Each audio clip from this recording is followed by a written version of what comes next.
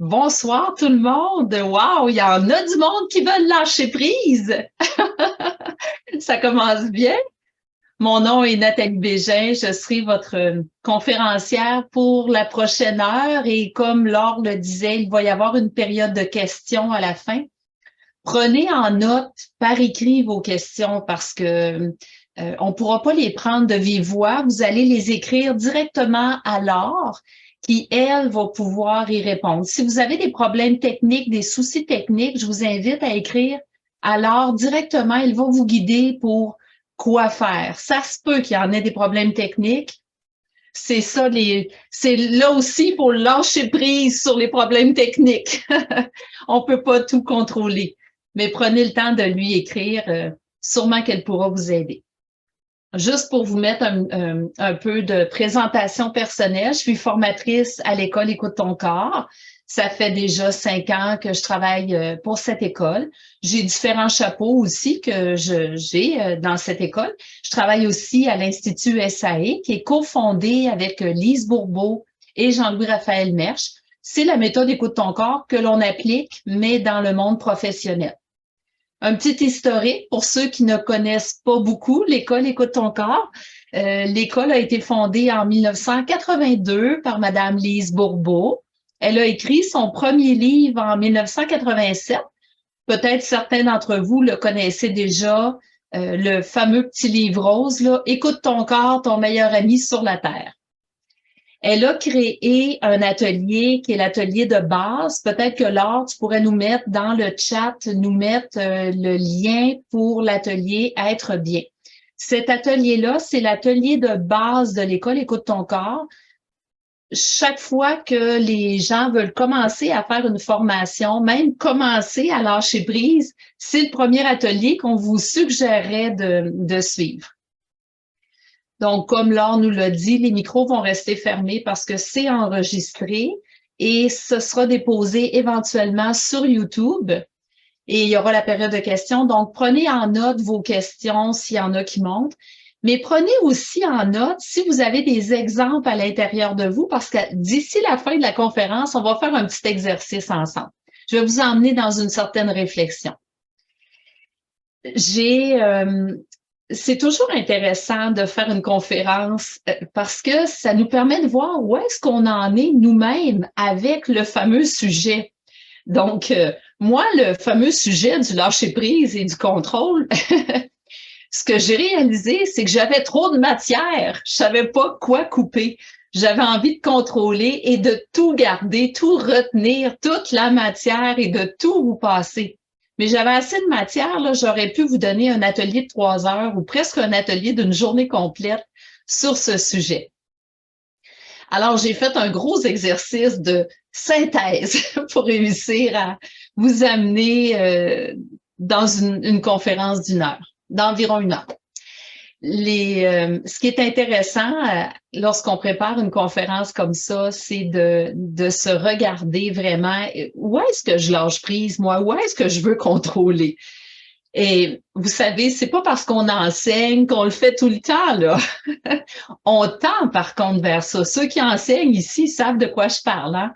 Mais c'est à force de l'enseigner, qu'importe le sujet, hein, c'est à force de l'enseigner, on finit par l'intégrer, le placer en soi. Et là, de plus en plus, on est capable de le mettre en pratique. Il y a des objectifs. Donc, le premier objectif, c'est qu'est-ce que ça veut dire lâcher prise? Première des choses, hein, on va déterminer qu'est-ce que c'est lâcher prise. Donc, par le fait même, qu'est-ce que c'est ne pas lâcher prise? Et ensuite, on va regarder ensemble pourquoi est-ce que c'est si difficile de lâcher prise? Comment savoir si on a de la difficulté à le faire? Donc, c'est quoi les comportements qui sont associés? C'est quoi les phrases qu'on se dit comme des indicateurs qui vont nous permettre de reconnaître que finalement, on n'est peut-être pas dans le lâcher-prise, mais plutôt dans le contrôle? Nous allons regarder aussi les malaises maladies. Quand une personne n'arrive pas à lâcher prise, donc elle veut trop contrôler, et les maladies aussi quand on perd le contrôle, parce que si on contrôle, on finit par perdre le contrôle. Et le dernier segment de la conférence, celui que vous attendez tant, c'est comment arriver à lâcher prise. C'est sûr que c'est une question qui revient souvent. Comment lâcher prise? Souvent, on le sait, là, qu'on contrôle puis qu'on n'arrive pas à lâcher prise et mais on a vraiment beaucoup de difficultés à faire ça. Donc, dans un premier temps, on a besoin de devenir conscient. C'est quoi? Et qu'est-ce qui se rattache au lâcher prise qui fait que c'est si difficile pour, à la fin de la conférence, commencer à regarder comment, une fois qu'on a pris conscience de c'est où partout, tous les endroits qu'on contrôle, c'est comment on va pouvoir y arriver, comment est-ce que ça peut se faire, parce que c'est possible de lâcher prise.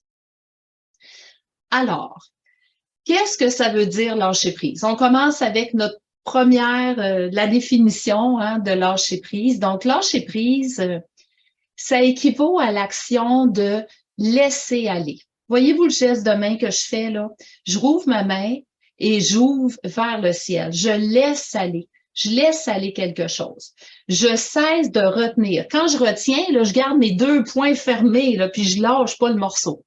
Donc là, je cesse de retenir. Quand je parle de lâcher prise, c'est lâcher prise au niveau, c'est sur notre mental. C'est ça qui nous empêche de lâcher prise, c'est le fameux mental inférieur, la tête, l'intellect, l'espèce de partie de soi qui décide, qui croit que ça c'est bien, ça c'est mal, ça c'est correct, ça c'est pas correct. Dans la dimension spirituelle, lâcher prise, ça correspond à notre capacité de remettre toute notre confiance en l'univers, en sachant profondément dans notre cœur qu'il va toujours nous arriver ce qu'on a besoin. Pas nécessairement selon nos désirs, par contre. Alors, lâcher prise, c'est poser des actions tout en continuant d'être bien, même si les résultats que l'on avait prévus ne sont pas au rendez-vous. Alors, en réalité, lâcher prise, c'est agir sans être attaché aux résultats. Je vous donne un exemple. Quelqu'un qui désire se trouver un travail. Bien, son premier travail consiste à s'en trouver un. Donc, à chaque matin, à tous les jours, il s'habille, il quitte sa demeure et là, il s'en va vers les entreprises, comme s'il y avait un emploi régulier. Il met déjà dans l'énergie, là, qu'est-ce qu'il veut. Alors, il va commencer, il va aller voir les entreprises, il va leur dire, je veux un travail, il va remplir les formulaires requis, fait les applications nécessaires. Alors, la personne, elle fait toutes les actions qu'elle connaît, qu'elle juge nécessaires pour obtenir l'emploi. Et là, ensuite, elle se dit, donc là, voyez-vous, on arrive là à notre lâcher prise qui nous amène vers quelque chose de plus spirituel. J'ai fait tout ce qui était humainement possible de faire dans les circonstances. Je l'ai fait au meilleur de ma connaissance. Et maintenant, ben, à la grâce de Dieu, on laisse ça aller à l'univers. La personne, elle n'a rien d'autre à faire. Elle demeure positive, optimiste, vraiment, elle est dans le lâcher-prise, puis elle s'en remet à sa grande puissance intérieure qui sait exactement ce dont elle a besoin. Elle ne s'inquiète pas nullement elle va s'inquiéter à savoir si elle aura cet emploi-là ou cet emploi-là ou celui-là. Elle s'en remet à l'univers. Elle sait que si elle obtient celui-là plutôt que lui, c'est que c'est exactement ce dont elle avait besoin. Elle sait que il y a mieux encore pour elle que la vision limitée qu'elle pourrait avoir d'un emploi type. Alors, comme vous pouvez le constater, c'est primordial de lâcher prise pour entretenir notre foi, notre confiance en l'univers. Et plus nous avons confiance, plus c'est facile de lâcher prise. C'est ce qu'on appelle un cercle vertueux.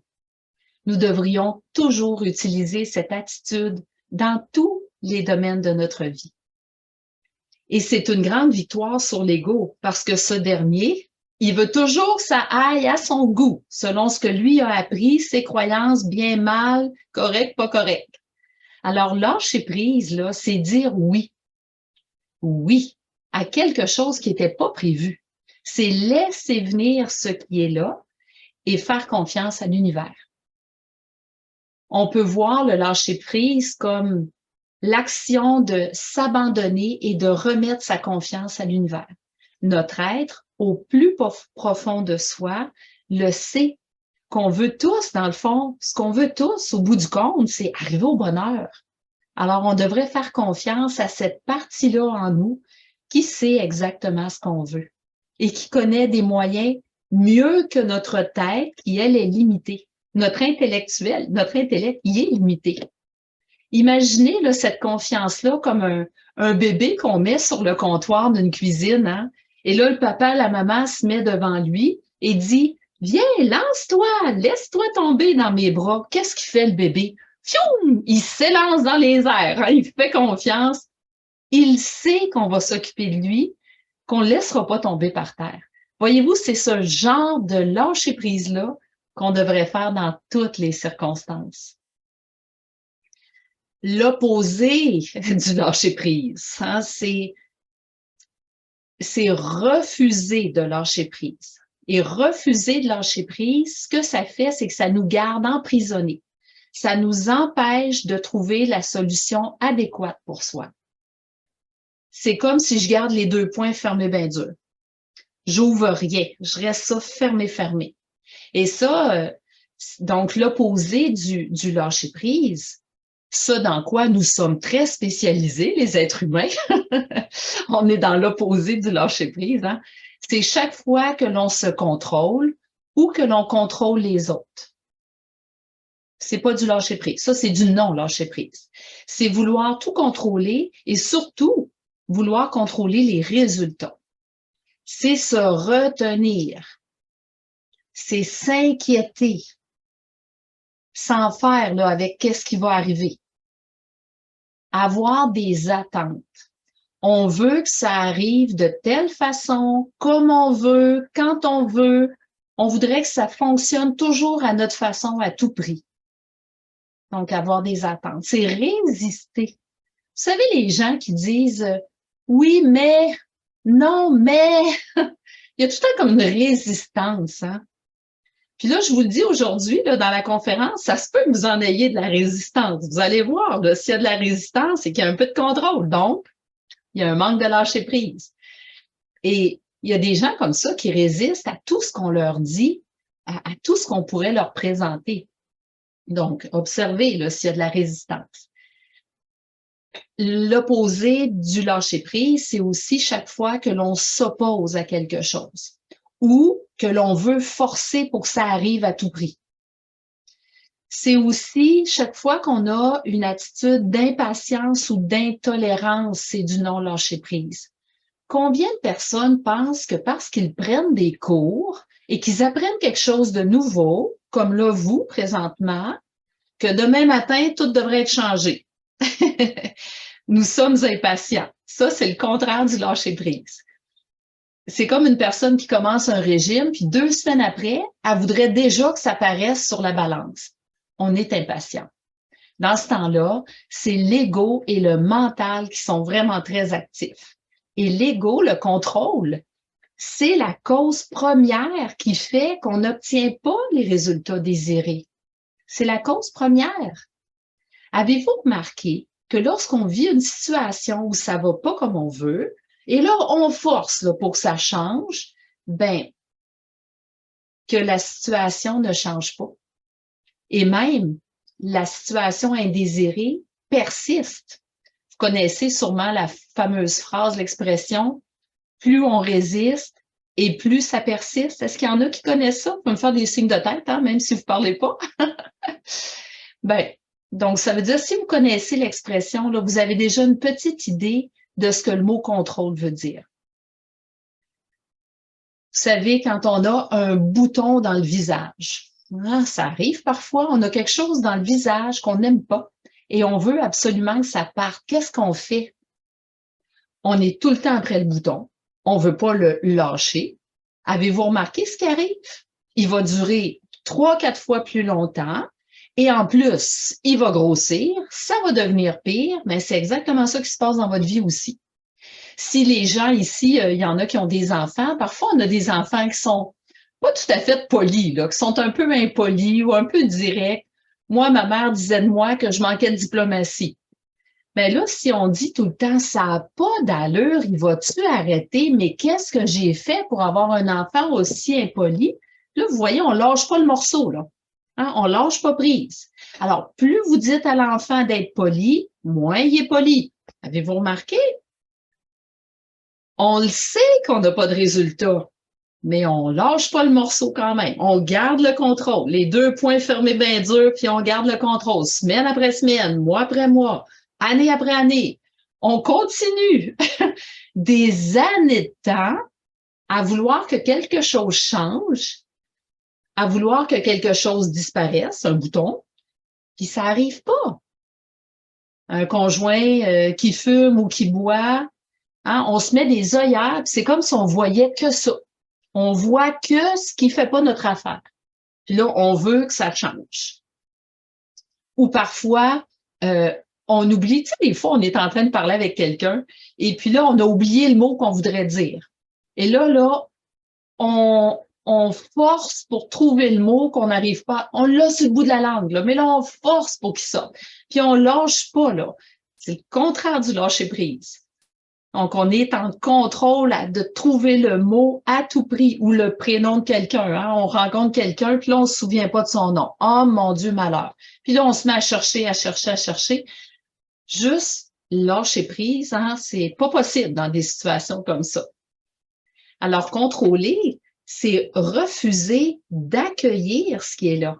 Et c'est aussi refuser d'accueillir une partie de soi qui a besoin de vivre une expérience spécifique. Le contrôle, comme vous l'avez compris à travers les exemples, ça peut être exprimé avec les autres et bien sûr avec soi-même, donc beaucoup, beaucoup à l'intérieur. Et il y a des conséquences à ne pas lâcher prise, évidemment. Quand on s'acharne trop longtemps, ça peut même dégénérer en obsession, puis là, on devient prisonnier du contrôle qu'on exerce, prisonnier de nos peurs, de nos limites. Il y a des gens qui contrôlent parce qu'ils sont pas capables de déléguer. Et là, ben, si vous n'êtes pas capable de déléguer parce que vous contrôlez tout, ben, vous allez être contraint de tout faire par vous-même. Peut-être que vous aimeriez vous abstenir de faire certaines tâches, mais en même temps, vous refusez de vous abstenir, de vous le permettre, hein, de déléguer, parce que là, ça sera pas fait à votre façon, ça ira pas aussi vite, ça sera pas aussi bien fait. Voyez-vous comment on s'emprisonne avec du contrôle en ne lâchant pas prise sur les résultats. Alors, tentez de devenir conscient là, pendant la conférence toutes les fois où vous ne lâchez pas prise. Et commencez à prendre en note sur une feuille là, toutes les situations avec vous, avec les autres, où vous voyez que vous êtes dans le contrôle, dans le non-lâcher prise. Et là, on va regarder ensemble pourquoi c'est si difficile de lâcher prise. Qu'est-ce qui fait que c'est si difficile d'arrêter de contrôler comme ça? Eh bien, évidemment, les peurs. Surtout, beaucoup, les peurs. Derrière toute situation où nous ne sommes pas dans le bonheur, hein, qu'on n'est pas heureux, ce sont tout le temps des peurs qui nous arrêtent. Nous entretenons des peurs, des doutes, et là, on n'est pas prêt à lâcher prise et surtout pas prêt à croire que l'univers s'occupe toujours de nous et de nos besoins. Ça veut dire que soit on est dans le lâcher-prise, ça veut dire dans l'amour. Et quand on est dans l'amour, hein, l'amour de la vie, l'amour en général, tout va bien. La santé, l'abondance, l'harmonie, tout va bien. Mais si on est dans le contrôle, dans le non-lâcher-prise, donc on n'est pas dans l'amour, on est sur le chemin des peurs. Nous sommes dans les peurs. C'est ça, les deux points fermés, là, c'est j'ai tellement peur. Mais de quoi ai-je peur? Je vais vous énumérer une série de peurs, puis je vais vous donner quelques exemples. Vous allez sûrement vous reconnaître dans certaines. Une des peurs, entre autres, c'est la peur que les autres aient le dessus sur moi, que ce soit les conjoints, les enfants, les parents, nos collègues. Donc, si c'est pas moi qui contrôle, hey, ça va être l'autre qui va me contrôler. Y en a-tu qui commencent à se reconnaître d'avoir cette peur-là? Et parfois, on a plus de difficultés à se voir soi-même. La plupart des exemples que je vais vous donner, ça se peut que rapidement, vous allez voir quelqu'un d'autre. Vous allez voir votre mari, vous allez voir votre mère, votre père, vos enfants, vos collègues. Puis là, vous allez vous dire, ah, si mon mari pouvait être ici, s'il pouvait entendre ça, cette conférence-là. OK, mais quand vous aurez fini de regarder les autres, commencez à vous regarder un petit peu après, parce que c'est sûr qu'il va y avoir des choses qui vont vous concerner. Avec les enfants, combien de fois qu'on a peur que les enfants aient le dessus sur nous? Si vous avez un enfant, que vous avez de la difficulté avec lui, hein, là, vous y trouvez des défauts, vous voudriez donc bien qu'il change. Que vous avez de la difficulté, là, vous voyez que vous avez de la difficulté à lâcher prise avec un enfant comme ça. Puis là, vous vous dites, hey, si je lui fais un compliment ou que je lui dis qu'aujourd'hui, il a été vraiment fin, ça y est, ça va être pire. Il voudra plus changer du tout, il voudra plus s'améliorer, puis là, il va avoir le dessus sur moi.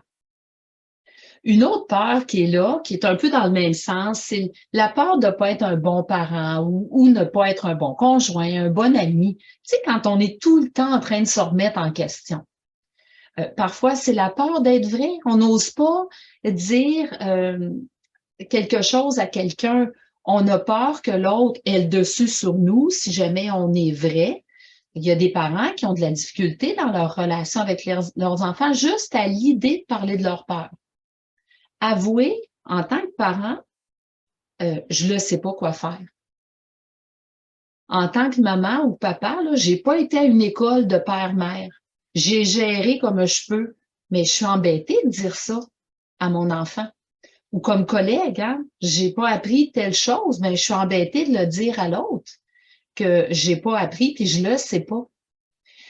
Avec les enfants, on se dit, ils vont se dire, mais quelle sorte de parents qu'on a, on peut pas vraiment les respecter. Ou avec mes collègues, si je leur dis que je le sais pas, j'ai pas de réponse, je sais pas comment faire telle chose, ils vont se dire, mais quelle sorte de collègue que j'ai là, je peux pas y faire confiance. Donc, on n'ose pas être vrai. Alors, on fait semblant. On fait semblant qu'on connaît bien notre rôle de collègue, notre rôle de parent. Et là, on impose des choses qui souvent ne sont pas les bonnes. On s'impose à soi, on se retient, on se contrôle, puis on impose aux autres. Dans la vie de couple, c'est la même chose. Au point de vue sexuel, puis ça, on voit ça souvent chez les femmes. Il y a beaucoup de femmes qui ont de la difficulté à se laisser aller sexuellement. Elles se disent, hey, si j'ose dire à mon partenaire que j'ai aimé ça ce soir, hey, là, ça arrêtera plus. Il va me demander tout le temps, je saurais plus quoi faire avec ça. Voyez-vous, on a peur. Peur de se laisser aller parce qu'on a peur que l'autre ait le dessus sur soi. Hein? Quelqu'un qui nous fait une critique. Ou on a peur de se faire une critique. Donc là, exemple, ça peut être le conjoint, le patron qui dit, hey, tu viendras me voir, il faut que je te parle. Tout de suite, on commence à se redire. On se dit, mais mon Dieu, qu'est-ce que j'ai fait de pas correct? Et là, l'autre commence à me dire, ben, j'ai pas été d'accord avec ce que tu as dit, exemple, hier soir. OK, on est tellement sur la défensive, tellement dans le contrôle, on commence à se redire physiquement, émotionnellement, mentalement, et on n'écoute même plus ce que l'autre a à dire. On n'écoute plus. Ça, c'est vraiment du non-lâcher-prise, là. C'est du gros contrôle. On se retient, puis pendant que l'autre parle, on est déjà en train de préparer toutes sortes de raisons pour se justifier ou pour essayer que l'autre va changer d'idée, pour être sûr qu'il n'y a pas le dessus sur moi. Ça vous parle-tu, tous ces exemples-là de peur jusqu'à maintenant? Il y en a une autre. La peur de ne pas pouvoir gérer la situation si elle continue. Donc, j'ai l'impression que je ne dois pas abdiquer. Je crois que je ne dois pas abdiquer parce que ça pourrait être dangereux. Exemple, j'ai un mari, exemple, qui serait alcoolique. Alors là, je me dis, si je lâche, si je laisse aller, si je le laisse boire autant qu'il veut, que je dis plus un mot à ce sujet, que je le chicane pas quand il arrive à 2 heures du matin complètement en état d'ébriété. Si je dis rien, ça y est, ça va continuer. Il va continuer de boire pour le restant de ses jours, ça va empirer. J'ai trop peur que si je laisse aller ainsi, ben j'ai trop peur que ça continue de la même façon. Puis j'ai peur que si je fais rien, qu'est-ce qui va arriver? Alors, j'ai peur que l'autre perde le contrôle. Ça veut dire que là, moi, faut que j'ai le contrôle encore plus si jamais l'autre perd le contrôle. Mais voyez-vous comment c'est immense le poids qu'on se fait porter, ce qu'on se demande à soi de tout vouloir contrôler comme ça? Donc, on a peur de perdre le contrôle sur les autres, on a peur que l'autre perde le contrôle, mais il y a beaucoup de personnes qui ont peur elles-mêmes de perdre le contrôle. Hein? On a souvent, ça c'est une autre peur, peur de perdre le contrôle de soi dans différents domaines, que ce soit le poids, l'alimentation, les achats, le sexe, la colère. Combien de personnes au niveau du poids qui disent, si je me contrôle pas, si je contrôle pas ce que je mange, si je contrôle pas ma nourriture, ça y est, je vais devenir encore plus grosse. On a peur que si je lâche prise, ça va continuer, ça va empirer. Ça, c'est les grosses peurs, hein? Ça va continuer, ça va empirer. Alors, le fait que la personne ne lâche pas prise, ben, c'est exactement ça que ça fait. Ça continue et ça empire. Ça devrait être évident que de contrôler n'est pas la solution. Il y en a qui ont peur au niveau de la colère. Hein? Combien de personnes vont refouler la colère? Ils se disent, hey, si je commence à dire ce que j'ai à dire, je te dis que je vais perdre le contrôle, puis on ne sait pas où est-ce que ça va se rendre. Mais plus tu te contrôles, plus tu te retiens, plus ta peur va grandir et plus tout ça, ça va être retenu par en dedans, mais plus à un moment donné, tu vas perdre le contrôle. Il y en a d'autres aussi dans les peurs, c'est la peur de manquer ou de perdre quelqu'un ou quelque chose. Il y a des gens qui vont contrôler le budget, l'argent, de manière tellement sévère parce qu'ils ont beaucoup peur de manquer d'argent pour leur vieux jour, exemple. Ou qu'est-ce qui va arriver? Là? On a eu la crise sanitaire, j'ai manqué d'argent et là, je vais contrôler mon argent là, pour être sûr de ne pas en manquer jamais. Ou quelqu'un qui s'accroche à quelqu'un. Il a peur de perdre quelqu'un, peur de le perdre ou peur d'être seul. Vous savez, quand on vit de la jalousie, c'est un peu là-dedans. Même avec quelqu'un décédé, on peut avoir peur. On lâche pas. L'autre est décédé, là, puis on lâche pas le contrôle sur la personne qui est décédée. Il y a d'autres personnes qui ont peur de l'inconnu, de se laisser aller puis lâcher prise. Oh mon Dieu, qu'est-ce qui va arriver? D'autres personnes qui se disent, si je laisse aller, là, si je lâche prise, est-ce que mon Dieu intérieur va vraiment s'occuper de moi? Si j'arrête de m'inquiéter pour l'argent, que j'arrête de faire des pirouettes là, pour réussir à en avoir plus, si vraiment je lâche prise, là, puis tout à coup qu'il se passe rien et que ça empire, toujours la peur de ce qui va arriver. Donc, la peur de l'inconnu, ultimement. La peur de se tromper aussi, la peur de l'échec, de ne pas être à la hauteur. Il y a des gens qui se préparent, qui finissent jamais de se préparer. Vous savez, les perfectionnistes, là, ils se préparent, là. Il y a des gens qui ont tout le temps besoin de prouver qu'ils sont à la hauteur, ceux qui se justifient constamment, qui en connaissent jamais assez, les éternels étudiants. Il y a des gens qui étudient pendant toute leur vie, qui en savent jamais assez, mais derrière, c'est du contrôle parce qu'ils ont peur de se tromper ou ils ont peur de l'échec, de ne pas être à la hauteur.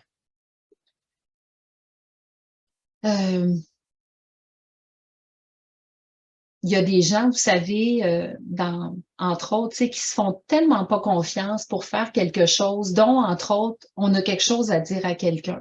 Imaginez quelqu'un vous a dit quelque chose ou a fait quelque chose qui vous a déplu. Ça arrive, ça, parfois.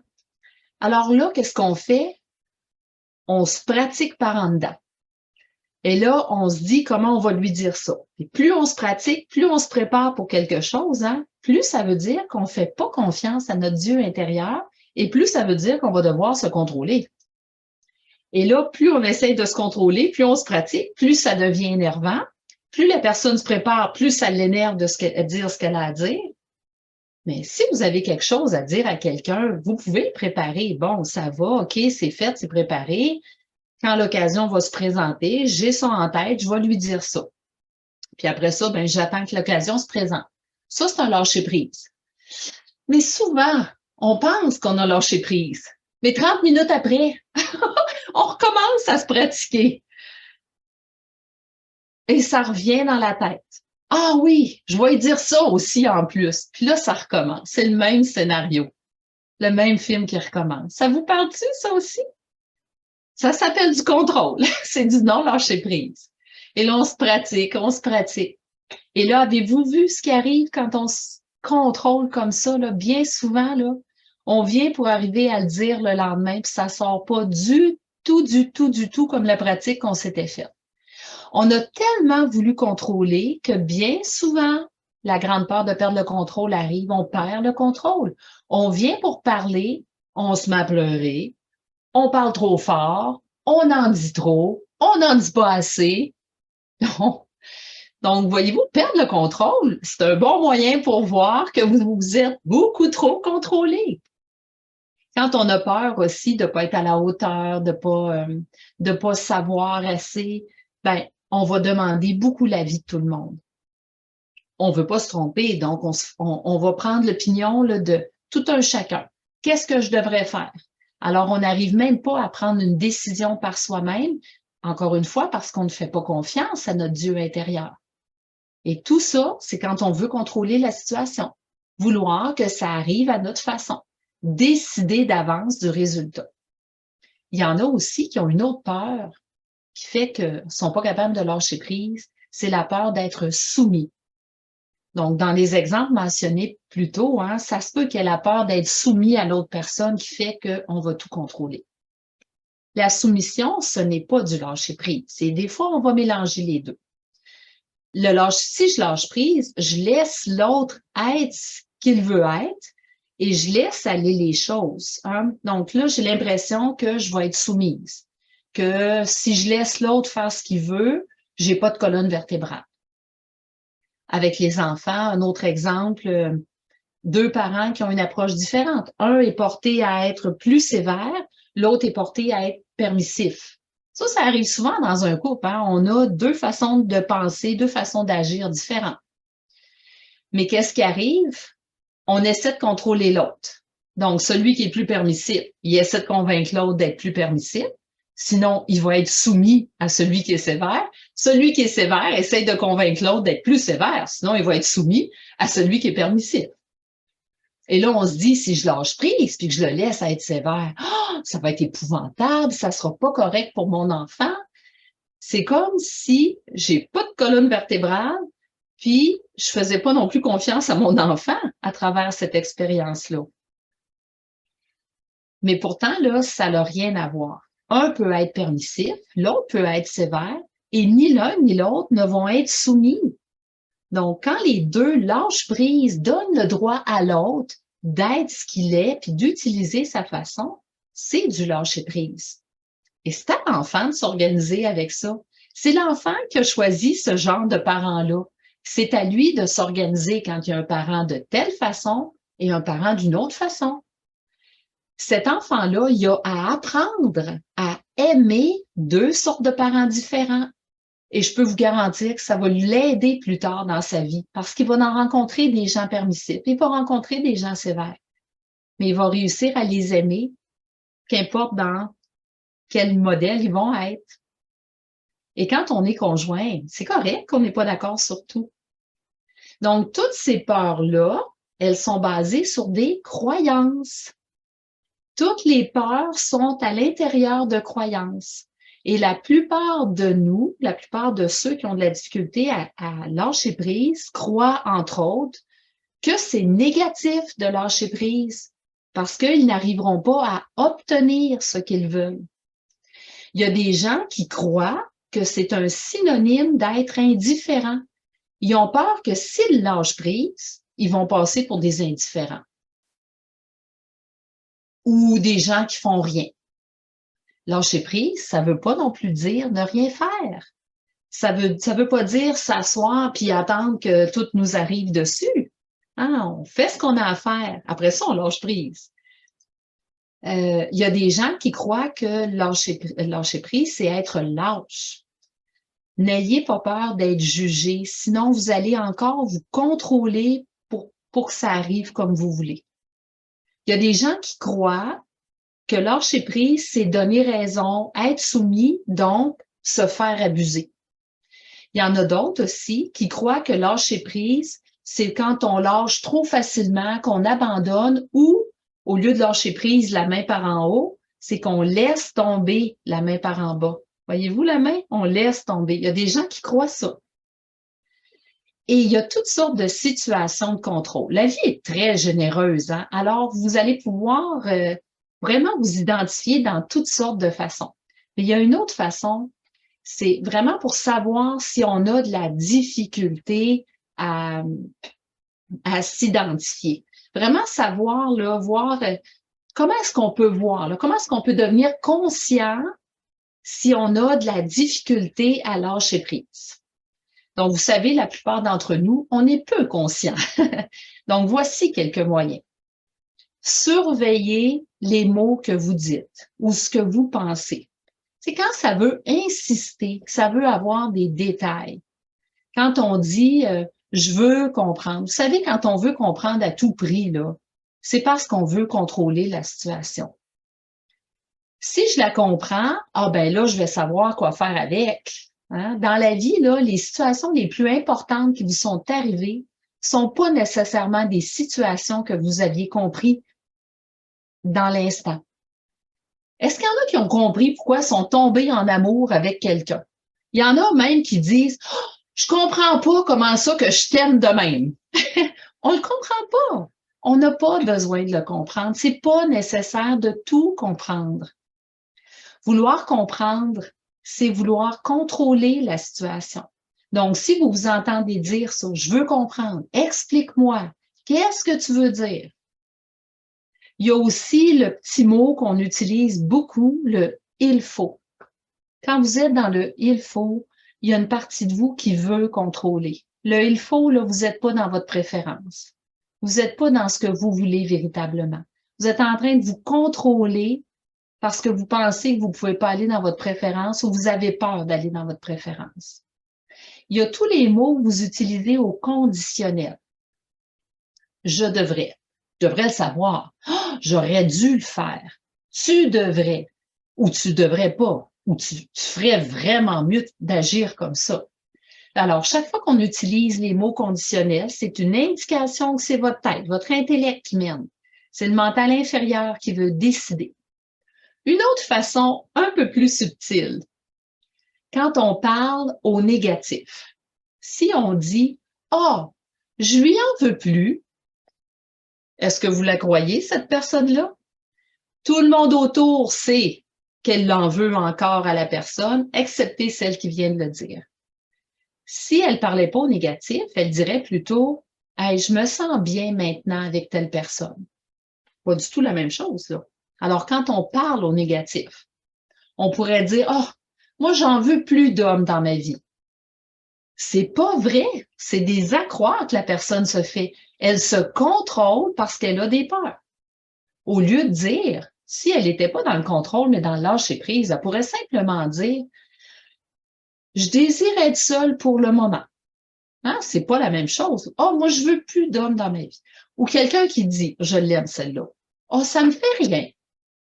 Hein? Il vient de se passer quelque chose, ça me fait rien. » Ou il y en a d'autres qui vont dire « Je m'en fous », un petit peu plus direct. Hein? Pourquoi avoir besoin de le dire si c'était réellement le cas? C'est souvent quelqu'un qui se contrôle, qui veut faire semblant qu'il veut plus d'hommes dans sa vie ou plus de femmes dans sa vie, qui veut faire semblant que ça ne le dérange pas, qui veut faire semblant qu'il est bien seul. Alors, la personne, elle se contrôle, elle ne veut pas admettre ça. Écoutez les mots quand vous parlez à la négative, ces phrases-là ou ce que vous pensez, souvent, ces expressions-là, c'est un signe de déni. On fait un déni. Quand on fait un déni, on se contrôle. C'est tout le temps la première phrase qui va sortir sur laquelle vous devez porter attention. Il y a une autre manière de voir si on est là-dedans, c'est ce que les autres nous disent. Est-ce que ça arrive que les gens ils vous disent « Voyons, lâche prise ». Des fois, les gens ils nous disent ça. C'est un indicateur là, qu'on est peut-être en train de contrôler. Voyons, reviens-en ou grimpe pas dans les rideaux, relax. Pour les, on se fait dire aussi respire par le nez. Pour les 40 ans et plus, contrôle tes hormones. C'est toutes des phrases qu'on se fait dire par l'autre qui nous indiquent qu'on est en train de contrôler. Autre chose, quand on veut à tout prix arrêter quelque chose pour soi-même ou pour les autres. Et que là, Exemple, fumer, boire, maigrir, n'importe quoi. Ou, puis là, on se met à juger les autres qui n'arrêtent pas ou qui ne semblent pas vouloir. Ça, c'est une autre façon de voir le contrôle. Si, exemple, vous avez arrêté de fumer, et là, il y a du monde qui fume autour de vous, et là, vous leur dites, ah, c'est épouvantable, tu devrais arrêter de fumer, j'ai arrêté de fumer, moi, c'est pas si difficile, je suis pas morte, ce serait vraiment mieux si tu arrêtais. Donc là, on juge, on critique les autres qui n'arrêtent pas. C'est en train de vous indiquer que vous faites du contrôle. Ça se peut qu'on soit incommodé par la fumée, là. C'est pas la même chose, hein? Mais dès qu'on veut que l'autre commence à changer, ça se peut que nous, on ait déjà aimé fumer, manger du sucre, prendre un verre d'alcool. Mais si aujourd'hui, on n'en prend plus et qu'on voit quelqu'un d'autre qui en prend, ben, on peut dire, oui, j'ai déjà aimé ça, mais aujourd'hui, ça ne me tente plus. Donc, on va être capable de s'en souvenir. Mais si ça nous dérange, hein, que l'autre continue, ça, c'est parce qu'on se fait du contrôle, puis on essaie de contrôler l'autre. C'est pas parce que j'aime plus quelque chose que les autres ne devraient plus aimer ça. Il y a une autre chose aussi, qui est un autre comportement qui peut être un bon indicateur, c'est vouloir à tout prix que quelque chose continue. Exemple, réaliser, qu'est-ce que je pourrais vous dire? Donc, disons que je vis quelque chose avec mon conjoint. Là, il a été très attentionné. Il est très attentionné. En début de relation, là, ça va bien. Tout le monde est attentionné en début de relation. Et là, oh, ça va tellement bien avec mon amour. J'espère que ça va durer. Ben, ça, c'est du contrôle. Soyez pas surpris si ça arrête. Et là, si ça arrête, qu'est-ce qu'on se dit? Oh, mais qu'est-ce que j'ai fait pas correct? Donc, chaque fois qu'on fait du contrôle, c'est une forme de fermeture. Avec le chéri, là, quand ça va bien, est-ce qu'on peut juste dire, dans le moment présent, c'est merveilleux, je jouis de ce qui se passe aujourd'hui, je vis pleinement ce que je suis en train de vivre, point. Si demain, il y a autre chose, je gérerai ça demain. Prendre ça comme ça vient. Un autre comportement, c'est être convaincu que notre méthode est la meilleure. Moi, je fais le ménage de telle manière, les autres devraient faire le ménage de telle manière. Si tu as un problème d'insomnie, voici ce qu'il faudrait que tu fasses. A, B, C.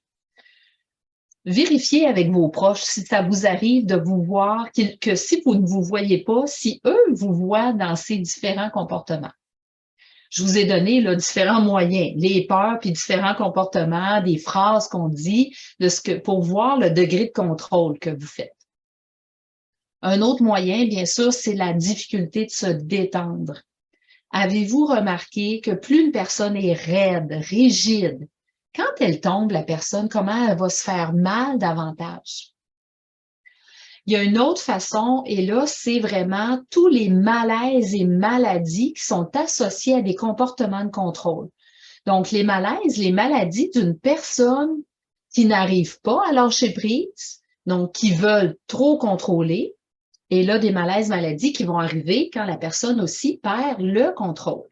Je vous en nomme quelques-uns. Il y a le livre que Lise Bourbeau a écrit, Ton corps dit aime-toi.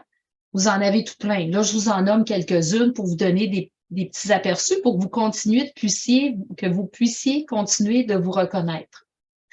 Des raideurs dans les articulations, les chevilles, les genoux. Vous savez, tout ce qui bouge, qui devrait plier.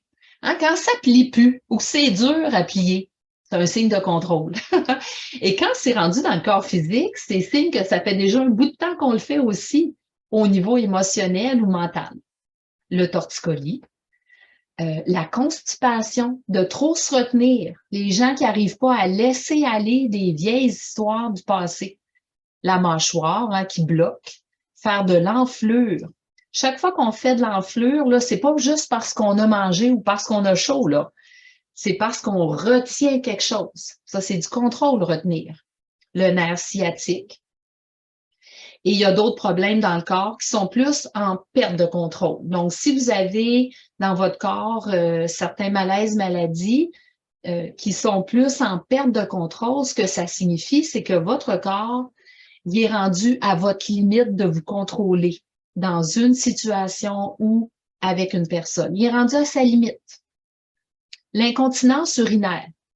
Et là, j'entends des gens qui se disent, oui, oui, mais moi, je fais de l'incontinence, j'ai eu 3, 4 enfants, c'est un peu normal que j'aille une descente de vessie, c'est pour ça que j'ai de la... Ah, on se trouve tout le temps des raisons, là.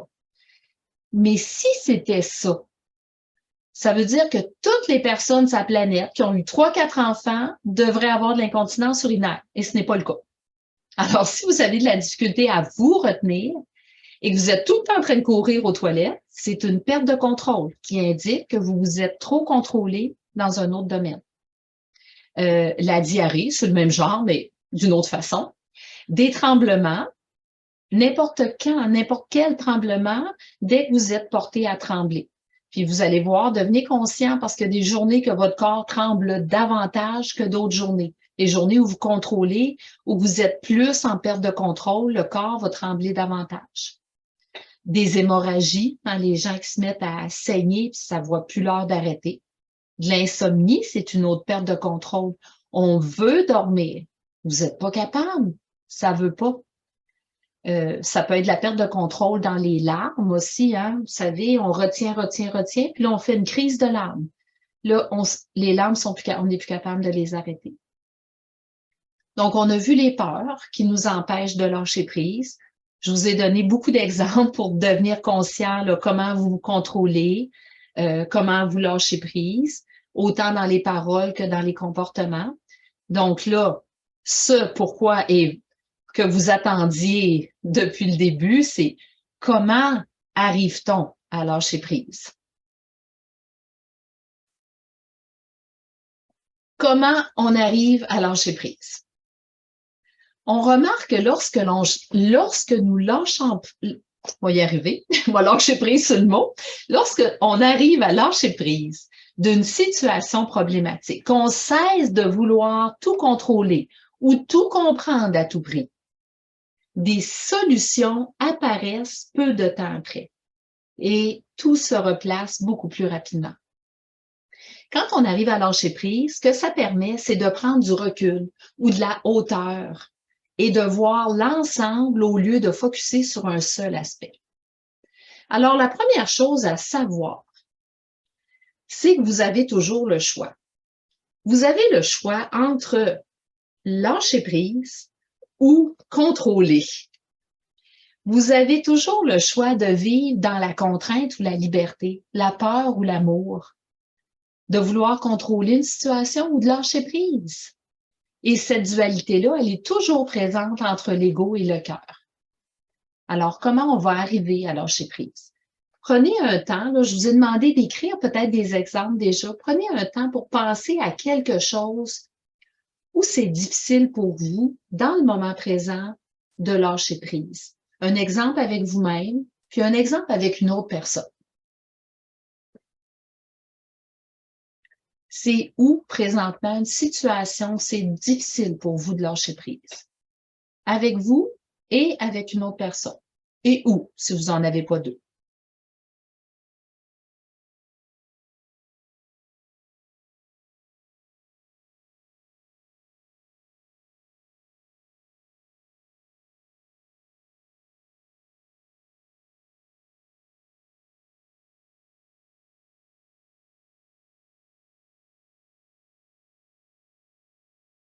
Je vais vous donner les différentes étapes pour vous aider à arriver à lâcher prise. La première étape, donc la première chose à faire, c'est accepter votre difficulté à y arriver, votre difficulté à lâcher prise. Accepter que dans le moment présent, vous soyez dans le contrôle. Accepter, ça ne veut pas dire être d'accord. Le simple fait d'accepter toute situation sans comprendre constitue une étape essentielle pour que les éléments qui manquent dans l'histoire viennent s'ajouter, se mettent en place et que la vraie compréhension vienne avec le cœur. Et ça signifie pas abdiquer, nous soumettre ou nous résigner ou laisser tomber. Et ça, accepter, même si on n'est pas d'accord, vous allez avoir besoin de vivre l'expérience pour vraiment découvrir la différence. Accepter, même si je ne suis pas d'accord, même si je ne comprends pas. La deuxième étape, vous allez avoir besoin d'aller visiter les peurs qui vous empêchent de lâcher prise. Prenez le temps, là, dans votre situation, de regarder de quoi j'ai peur si je lâche prise. Est-ce que mes peurs viennent de mon ego ou je me laisse influencer par quelqu'un d'autre? Est-ce que j'ai peur d'être soumis si je lâche prise, peur que l'autre prenne le dessus, peur de me tromper? De quoi j'ai peur si je lâche prise?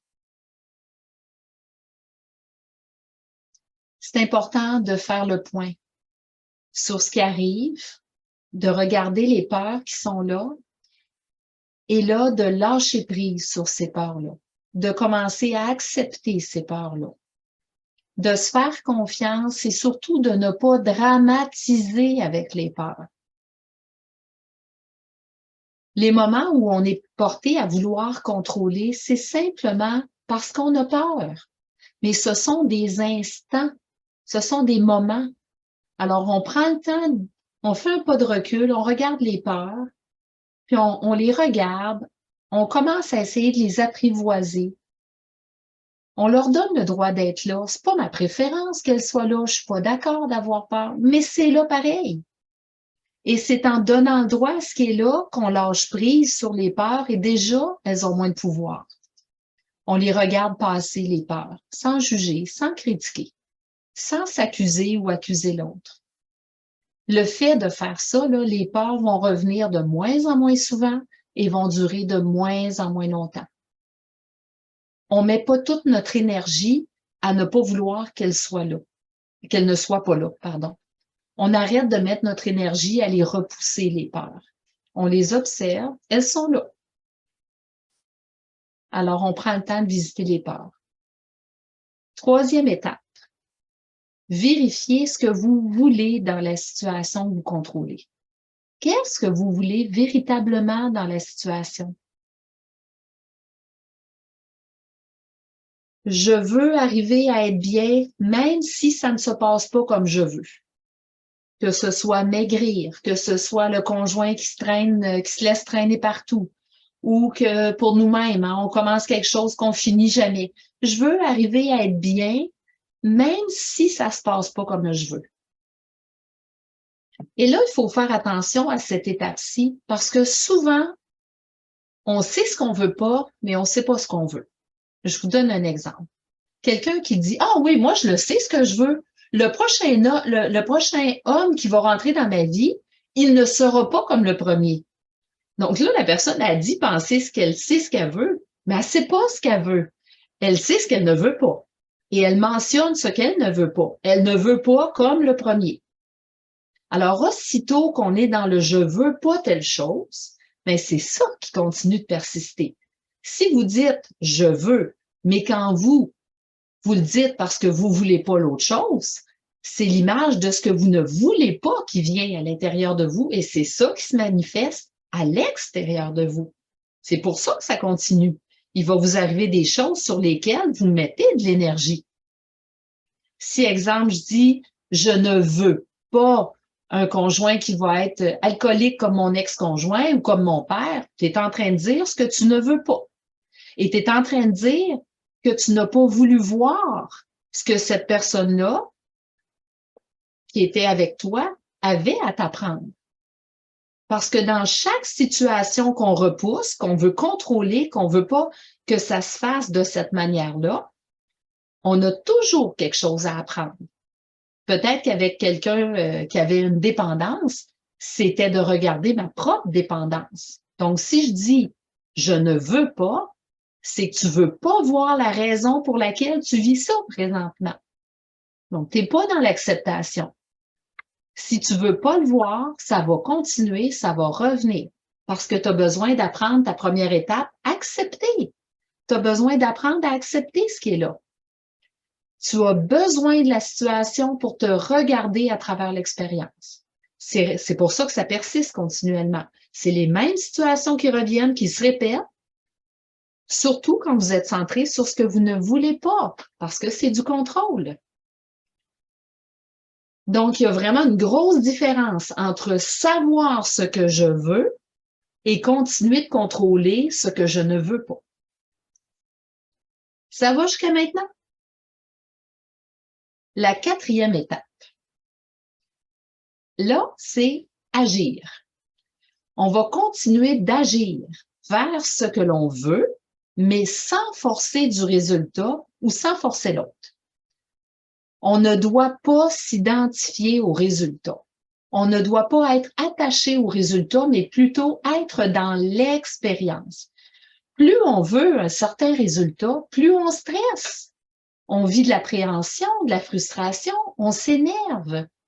Alors, agir, faire des choses vers ce que vous voulez, mais sans être attaché au résultat. C'est pour ça que c'est si difficile aussi d'atteindre un certain, de juste laisser aller, parce qu'on est tout le temps en train de vouloir que ça fonctionne comme on veut. On veut atteindre d'une certaine manière. On veut contrôler. C'est ça que je veux l'avoir de telle façon. C'est tout le temps être dans l'appréhension, dans l'inquiétude. Si ça va comme je veux, je suis heureuse. Si ça va pas comme je veux pas, si ça va comme je veux pas, je vais être frustrée. Alors, ce qu'on a besoin ici de faire à cette étape-là, c'est je vais agir. Je vais faire telle chose. Je sais ce que je veux. Je ne sais pas quand ça va arriver. Je ne sais pas comment ça va arriver. Et de ne pas être attaché au résultat parce que je ne sais pas s'il n'y a pas quelque chose de mieux qui m'attend. Et ça ne veut pas dire ne rien faire. Lâcher prise, ça veut dire faire des actions, juste agir, mais sans contrôler le résultat. Alors, c'est la phrase qu'on se disait, l'exemple que je vous donnais au début, hein? J'ai fait tout ce qui était humainement possible de faire pour moi, avec toutes les connaissances que j'avais, le reste, à la grâce de Dieu, je lâche prise. Alors, on agit au meilleur de notre connaissance.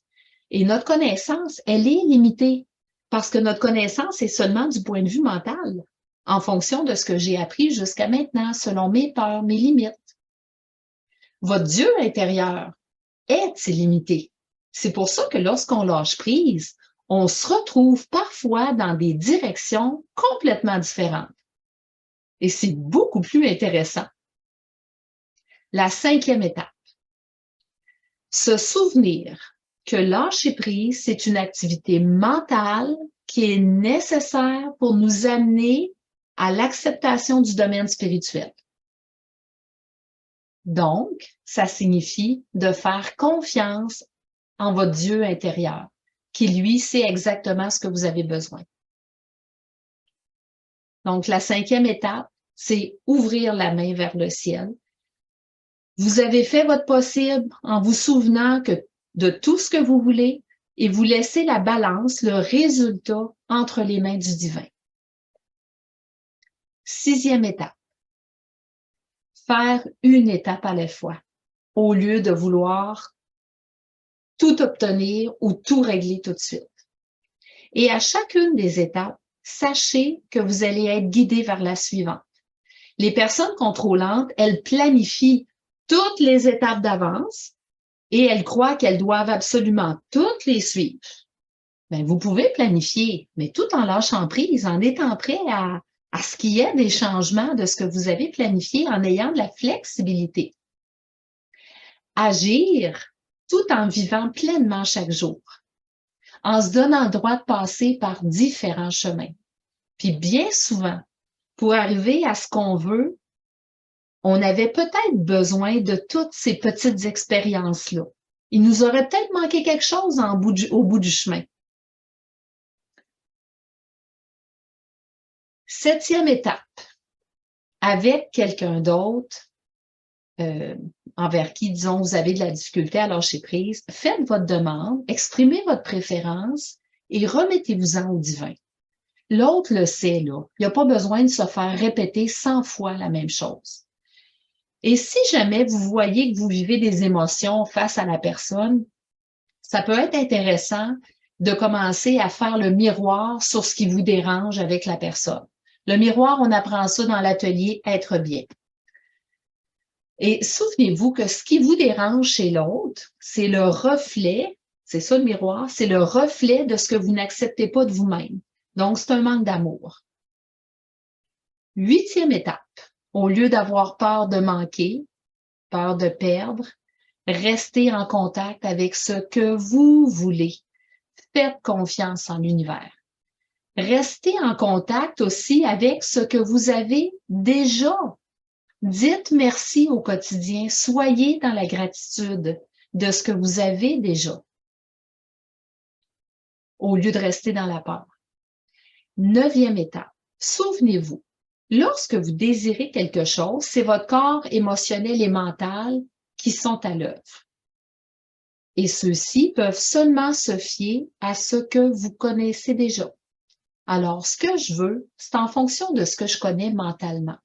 Moi, ce que je vous invite à dire, vous faites une demande à l'univers, hein? Vous dites ce que vous voulez et complétez la phrase en disant « ou mieux encore ». Je veux telle chose ou mieux encore. Votre Dieu intérieur connaît les vrais besoins de votre âme et tout ce que vous avez à apprendre.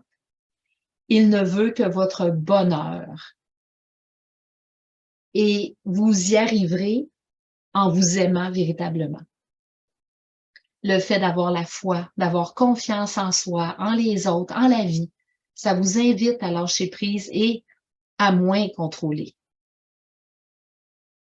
Savoir qu'il y aura toujours une solution, que nous serons, lorsqu'on est en lâcher prise, on est en contact, le faire consciemment en contact avec notre Dieu intérieur. En faisant confiance à notre Dieu intérieur, on accepte d'avance que les résultats puissent être différents de ceux qu'on a envisagés.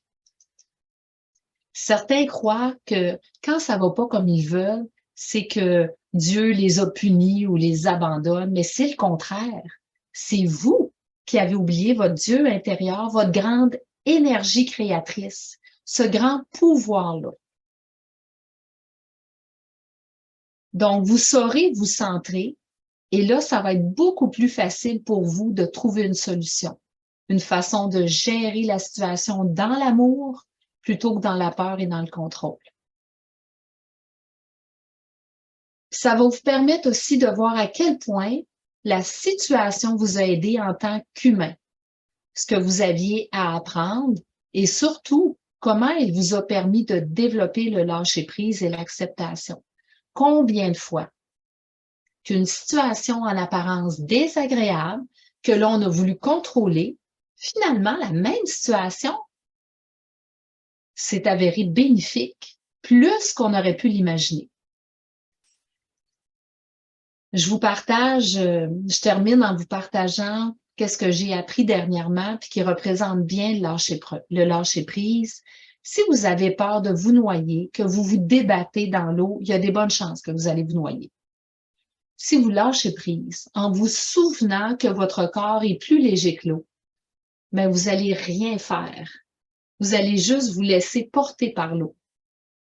Et c'est pourquoi les gens doivent attacher un poids à un corps pour qu'il reste au fond de l'eau. Parce que lorsqu'on se laisse, qu'on s'abandonne à la grande confiance, à la vie, on est porté par cette vie. Je vous encourage fortement à lâcher prise le plus rapidement possible pour pouvoir vous ouvrir à plein de nouvelles possibilités que vous n'auriez jamais pu imaginer possibles par vous-même. Dites oui à ce qui est, vivez votre moment présent davantage dans la joie, continuez à faire face à des obstacles, on en a tous, mais faites-le en lâchant prise et les obstacles vont vous sembler de plus en plus faciles. Et c'est ce que je vous souhaite, un merveilleux lâcher-prise. C'est ce qui met fin à la conférence, mais j'ai vu, pendant que je vous parlais, j'ai vu des questions arriver, dont entre autres sur les étapes que je viens de mentionner. Alors, ce que je vais faire, je vais pas toutes les réexpliquer, mais je vais les redire. Parce que je sais qu'il y a eu plusieurs questions en ce sens. N'est-ce pas, Laure? Je me trompe pas en disant ça? OK. Première étape pour commencer à lâcher prise. La première, à vos crayons, tout le monde. Mais voyez-vous, là, vous êtes en train de vouloir contrôler. C'est enregistré, hein, en passant. Vous allez pouvoir l'écouter en replay. Voyez-vous, là, il y a des gens là, qui veulent retenir les réponses. Ça me fait rire. Excusez, je ris pas de vous parce que moi, ça me parle, je prends des notes, vous n'avez aucune idée quand quand j'écoute des conférences. Première étape, accepter. Accepter la difficulté à lâcher prise. Première étape. Deuxième étape. Peut-être les écrire, Laure, dans le chat en même temps que je l'ai dit. Qu'est-ce que tu en dis? Merci. Deuxième étape, regardez la peur si vous lâchez prise. Regardez la peur si, pour vous, la peur pour vous, c'est important la peur pour vous, pas la peur pour les autres, la peur pour vous, si vous lâchez prise. Troisième étape, vérifiez ce que vous voulez dans la situation dans laquelle vous contrôlez. Exemple, je veux arriver à être bien, et là, mon petit mot fétiche, même si ça ne se passe pas comme je veux. Je veux arriver à être bien, même si ça ne se passe pas comme je veux. Vérifiez qu'est-ce que vous voulez. Et souvent, ici, rappelez-vous, souvent, on dit ce qu'on veut pas. Quatrième étape.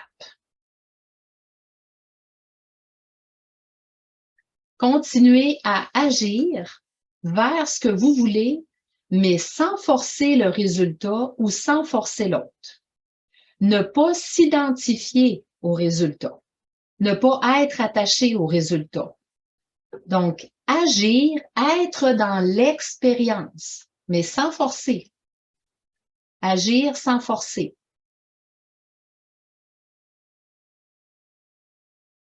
5, où je laisse le temps à Laure d'écrire aussi. 5, se souvenir que lâcher prise, c'est une activité mentale pour vous amener à une acceptation dans le domaine spirituel. Lâcher prise, c'est une activité mentale qui est nécessaire pour nous amener à l'acceptation du domaine spirituel. Ça veut dire commencer à faire confiance à votre Dieu intérieur qui sait exactement ce que vous avez de besoin. Le résultat est dans les mains du divin. Faites ce que vous avez à faire, mais laissez le résultat à plus grand que vous. 6, faites une étape à la fois au lieu de vouloir que tout soit terminé hier. Hein, au lieu de vouloir tout vouloir obtenir tout de suite. Une étape à la fois. Parce qu'à chaque étape, vous allez être guidé vers la suivante.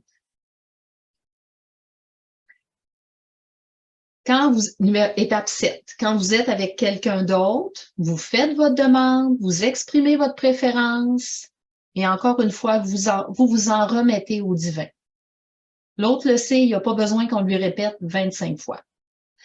Donc, je fais ma demande, j'exprime mes préférences et je lâche prise. 8, au lieu d'avoir peur de manquer, de perdre, restez en contact avec ce que vous voulez en faisant confiance. Ça, c'est vraiment là l'étape, c'est où vous mettez votre énergie. Est-ce que vous mettez votre énergie sur la peur ou vous mettez votre énergie sur la confiance, l'amour, le lâcher-prise? Si vous mettez votre énergie sur la peur, c'est ça que vous allez avoir comme résultat. Si vous mettez votre énergie sur la confiance en l'univers, c'est vers ça que ça va aller. Ça, c'est l'étape 8. Souvenez-vous, 9, quand on désire quelque chose, c'est le corps émotionnel et mental qui est à l'œuvre, qui se fie seulement à ce que l'on connaît. Donc, souvenez-vous, lorsqu'on désire quelque chose, qu'on veut quelque chose, c'est le corps émotionnel et mental qui se fie seulement sur ce que l'on connaît. C'est seulement votre Dieu intérieur qui connaît vos vrais besoins. C'est seulement votre Dieu intérieur qui connaît vos vrais besoins. Donc, ça se peut que ce qu'on désire émotionnellement, mentalement, que ça n'arrive pas parce qu'il y a quelque chose de mieux qui s'en vient pour vous. Ça, c'est l'étape 9.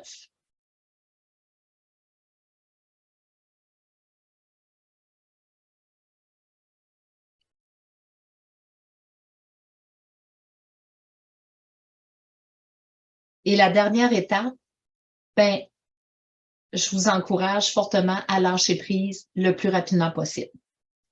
Ouvrez-vous le plus rapidement possible aux nouvelles possibilités que vous auriez peut-être même pas imaginées pour vous-même.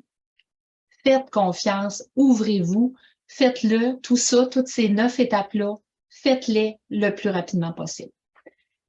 Je viens de faire le tour des 9 étapes. Merci Laure de les avoir écrits.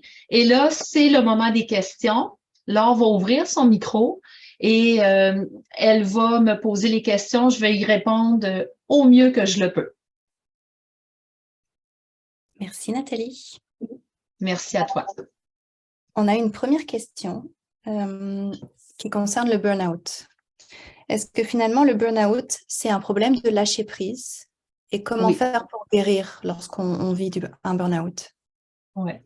Ben oui, le burn-out, c'est quand on n'arrête pas de faire puis qu'on attend d'avoir des résultats précis dans tout ce qu'on fait.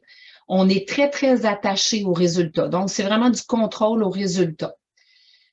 Faites les étapes. La première chose, quand on voit qu'on fait un burn-out, ben on va accepter, même si c'est pas la préférence, on accepte qu'on est rendu là dans notre expérience de vie.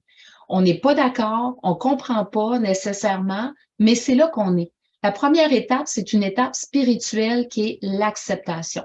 Il n'y aura pas de transformation de rien, qu'importe la situation que vous vivez, sans acceptation. Prochaine question. Où est finalement l'équilibre entre lâcher prise et mettre ou honorer nos propres limites? Ah ben, comme je le disais, de lâcher prise, ce n'est pas se soumettre, ce n'est pas lâcher, c'est pas abandonner. Lâcher prise, on fait au mieux dans une circonstance, puis parfois faire au mieux, c'est mettre nos limites. Ça peut arriver à ça aussi, à un moment donné, faire au mieux, ça peut être ça, mettre nos limites. Mais pas de mettre nos limites dans le contrôle ou dans le vouloir contrôler l'autre. Souvent, les gens, ils vont confondre ça. Ils mettent des limites, mais là, ils deviennent dans le contrôle parce qu'on l'attend que parce qu'on a mis les limites, l'autre va changer. Ou qu'on se met des limites, là, on va se mettre à changer. C'est du contrôle. Donc, on lâche prise. On fait tout ce qui est humainement possible de faire, mais après ça, on remet au divin. Mais ça ne veut pas dire de ne jamais mettre de limites, ça. Merci.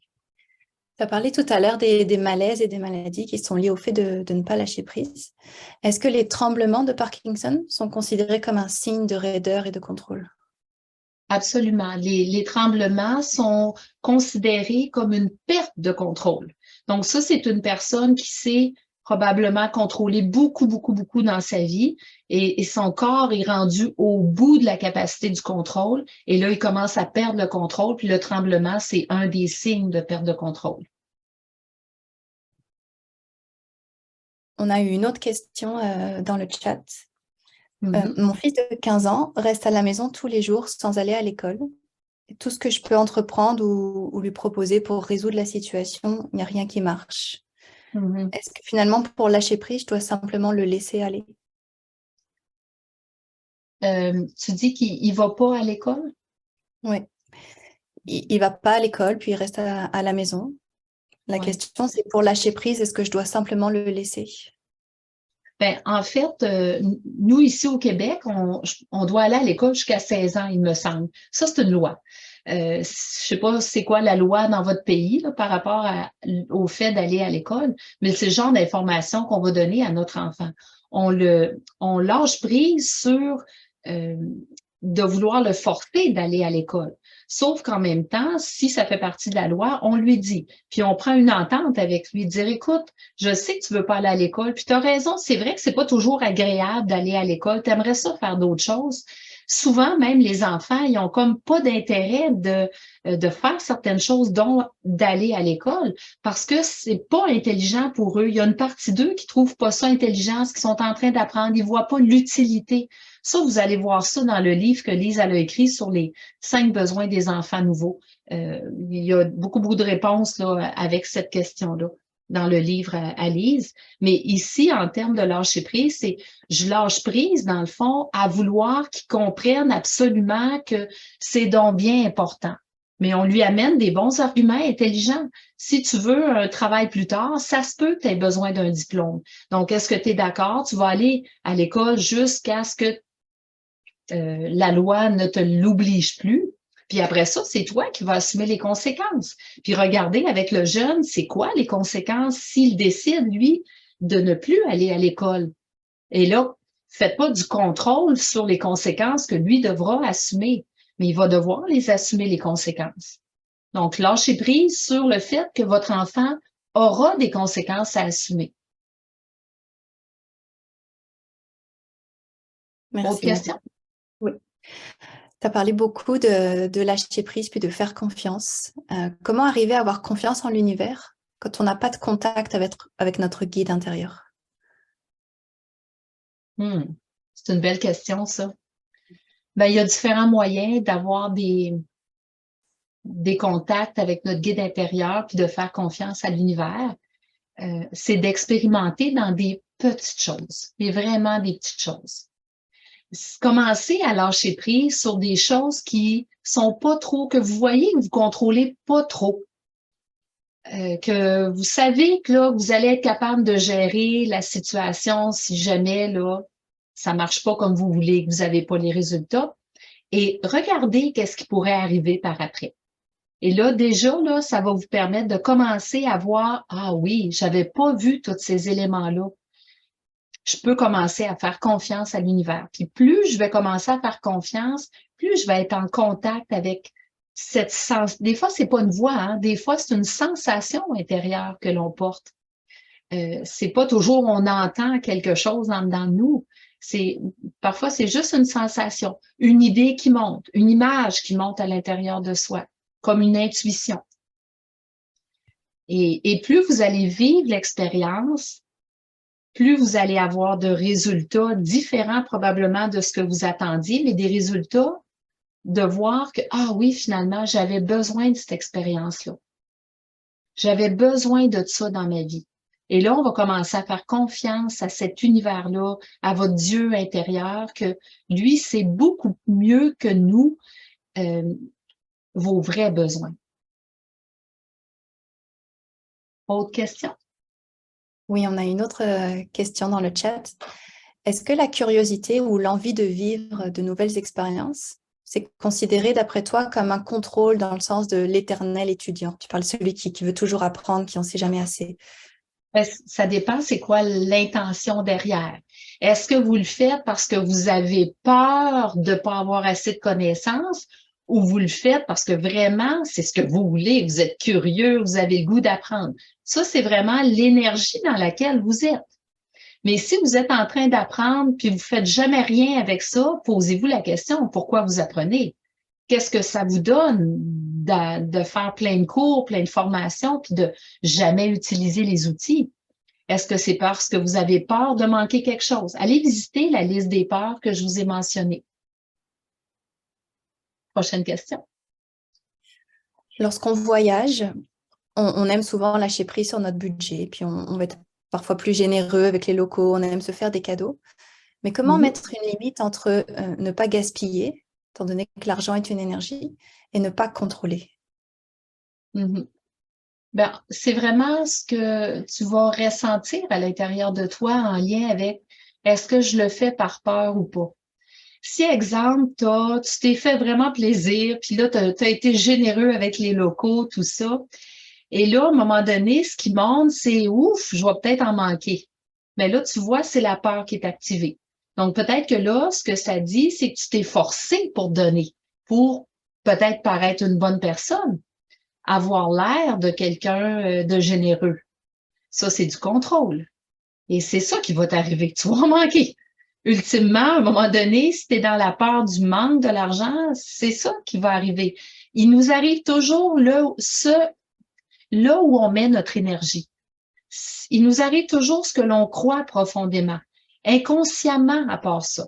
Donc, tandis que si tu dis, oh, j'ai été généreux avec les locaux, puis tu te sens vraiment bien, tu es confortable avec ça, tu sais pas qu'est-ce qui va t'arriver après, puis tu es généreux avec les locaux en disant, je le sais je donne d'un côté, puis je vais recevoir de l'autre. Je le sais que je vais recevoir. Je sais pas de qui, je sais pas comment, je sais pas combien, mais je sais que je vais recevoir. Et ça, là, ça marche tout le temps. Puis ça, c'est vraiment quand on veut vivre l'abondance, c'est exactement ce qu'on a besoin de faire. On lâche prise en sachant qu'il va nous arriver exactement ce qu'on a besoin. Prochaine question.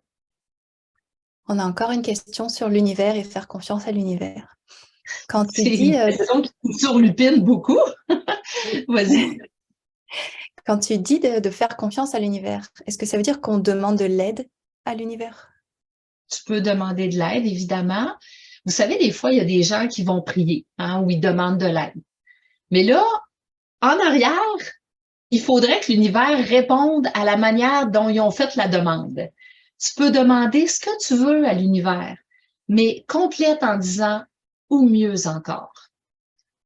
Parce que la demande que tu fais, elle est limitée à travers ton corps mental. Complète en disant ou mieux encore. Tout le temps. Quand tu parlais, oui. On a parlé tout à l'heure de la coparentalité. Enfin, tu parlais des parents qui n'ont pas forcément la même vision de l'éducation. Comment lâcher prise sur une coparentalité saine avec un autre parent qui est narcissique?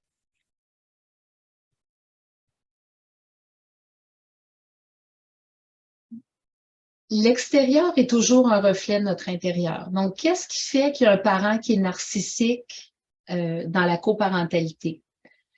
Puis, qu'est-ce que je reconnais chez l'autre qui est narcissique? Est-ce que c'est sa manière de contrôler, de tout vouloir contrôler? L'autre, là, il est probablement juste en train de me montrer une partie de moi que je n'accepte pas.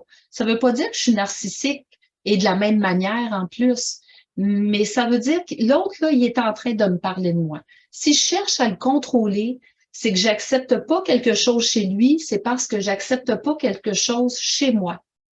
Donc, la première chose à faire, c'est accepter le fait que là, présentement, mon partenaire est narcissique. Ça, c'est la première chose à faire. J'accepte ce qui est là. C'est ma première étape. Ma deuxième, j'ai peur de quoi si j'accepte que l'autre est comme ça? Deuxième étape qu'on a vue ensemble. Ça, c'est ma deuxième étape. Donc, j'ai besoin d'aller visiter ces peurs-là puis commencer à accepter aussi ces peurs-là. Et là, je fais l'ensemble de mes étapes. Ça ne veut pas dire de jamais mettre de limites, hein, de ne pas avoir de conversation, mais quand je mets des limites à l'autre, ben c'est important de savoir est-ce que je le fais dans le contrôle ou je le fais par respect pour moi. Donc, de faire cette distinction-là entre les deux. Est-ce que je le fais parce que j'ai peur ou je le fais par amour pour moi? C'est tout le temps cette énergie-là en bout de course. Est-ce que je suis dans la peur ou dans l'amour? Donc, si j'ai attiré quelqu'un qui est narcissique dans ma vie ou qu'importe quoi d'autre qui me dérange, il peut être sévère, il peut être contrôlant, il peut être dérangeant, il peut parler trop fort, il peut être bruyant, qui passe son temps à marcher trop fort dans la maison, il peut être n'importe quoi. Comment est-ce que je peux accepter ça, même si je suis pas d'accord? Parce que j'ai une partie dans l'histoire à accepter. Puis inquiétez-vous pas pour l'enfant. L'enfant, là, il les a choisis, ces deux parents-là. Parce que lui aussi a quelque chose à apprendre à travers cette histoire-là, à travers l'expérience qu'il est en train de vivre. Prochaine question. Oui, on a d'autres questions qui arrivent concernant les malaises et maladies. Si jamais on est inconscient du fait d'avoir du contrôle, est-ce qu'on peut trouver une piste par rapport à nos malaises et nos maladies?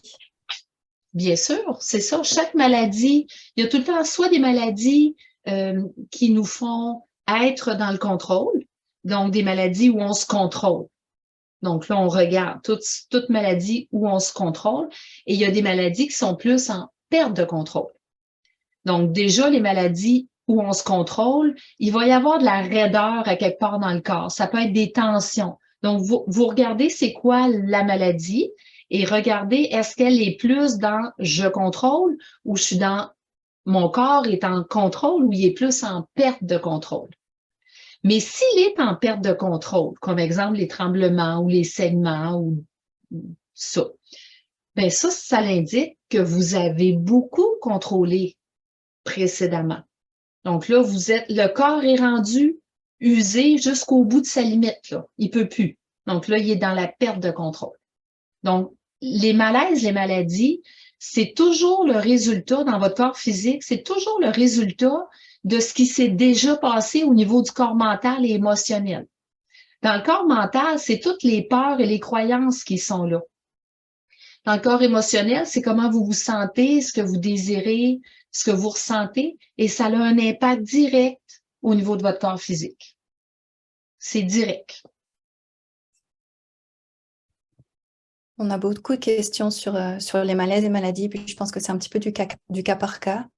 Les sinusites, les migraines ou les crises d'arthrose, est-ce que tu dirais que ça, c'est lié au fait de ne pas lâcher prise? Tout à fait. Toutes les maladies ou les malaises que vous avez, là, toutes, le dictionnaire le livre que Lise a écrit, là, le livre Aime-toi, si tu veux mettre le lien dans le conversé, s'il te plaît, Laure, ce livre-là, je ne sais pas combien qu'il y a de malaises, maladies décrits à l'intérieur. Dès qu'on a un malaise ou une maladie, c'est soit qu'on est on est dans du non-lâcher-prise. C'est soit que vous êtes dans le contrôle ou vous êtes dans la perte de contrôle. C'est l'un ou c'est l'autre. Ton corps dit « aime-toi ». Donc, ton corps dit « aime-toi ». Quand il dit « aime-toi », il dit « lâche prise ». J'aurais une question sur les malaises et maladies, Nathalie. Lorsque finalement on se rend compte qu'on a une maladie qui est liée à une perte de contrôle, comme tu viens d'expliquer, est-ce qu'on peut la guérir ou est-ce que c'est trop tard? Non, c'est jamais trop tard. Ben non. C'est important chaque malaise, maladie est en train de nous parler de quelque chose qu'on vit de plus profond à l'intérieur de soi et qu'on n'a pas écouté jusqu'à maintenant. Donc, ça s'est rendu dans le corps physique. Et on a besoin d'aller vérifier c'est quoi la croyance qui est en soi, c'est quoi la non-acceptation à l'intérieur de soi. Dans ce livre-là et dans l'atelier aussi, si vous faites l'atelier, vous avez un décodage à la fin du livre. Donc, si vous avez un malaise ou une maladie, prenez le temps à la fin d'aller faire le décodage qui est proposé. Si vous êtes plus du genre audio, sur le site de l'École Écoute ton corps, tu pourras nous mettre le lien aussi, là, si tu veux, sur le site de l'École Écoute ton corps, dans l'onglet des ressources, si je ne m'abuse, vous avez une vidéo, justement, faite avec Marc-André qui vous dit comment procéder avec toutes les questions pour aller voir qu'est-ce qui se cache derrière le malaise ou la maladie. Est-ce qu'il y avait d'autres questions en lien avec le lâcher-prise et le contrôle? On a une question qui est très large, mais je la trouve quand même intéressante. Est-ce que finalement, on doit lâcher prise par rapport à tous les domaines? Ou est-ce qu'il La y en aurait... réponse est oui. La réponse est oui. Puis je dis rien de plus. La réponse est oui. Oui, faites confiance, lâchez prise. Vous allez être en bien meilleure santé, vous allez retrouver de l'énergie, vous allez paraître plus jeune. Les gens qui sont dans le contrôle, le corps est impacté, c'est incroyable. Vous allez avoir de meilleures relations avec les autres. Oui, lâchez prise dans tous les domaines. Encore peut-être 2 questions, s'il te plaît? On a fait le tour de toutes les questions que j'ai notées. Donc, Parfait. ça, pour moi, j'ai fait le tour. Alors, merci beaucoup, Laure, d'avoir fait l'intermédiaire entre les gens qui étaient là. Je voudrais prendre le temps de remercier tout le monde d'avoir été là. Je vous souhaite un beau temps des fêtes qui s'en vient. Profitez-en bien pour vous observez. C'est la première chose hein, qu'on doit faire, c'est commencer à s'observer. Chaque fois qu'on contrôle, ça, le corps nous le dit, là, ça vient raide dans le corps quand on contrôle. Et chaque fois qu'on arrive à lâcher prise, puis faites-le, ce geste-là. Ça peut paraître banal, faire juste le geste, mais quand vous vous voyez contrôler, là, ouvrez la main, puis remettez ça à l'univers. Je vous embrasse fort. Merci d'avoir été là. Bonne continuité. Il y aura ça va être diffusé sur YouTube. Alors, je vous invite tout le monde à aller voir sur YouTube aussi toutes les autres conférences qui sont là. Prenez le temps de liker. Si vous avez aimé, likez les conférences sur YouTube. Partagez-les abondamment à toutes les personnes qui devraient lâcher prise, toutes les personnes qui contrôlent autour de vous. Envoyez-leur la conférence sans être attachés au résultat de ce qu'ils feront ou pas avec la conférence. Et puis, merci encore d'avoir été là et au prochain rendez-vous de ces conférences gratuites offertes par Écoute ton corps.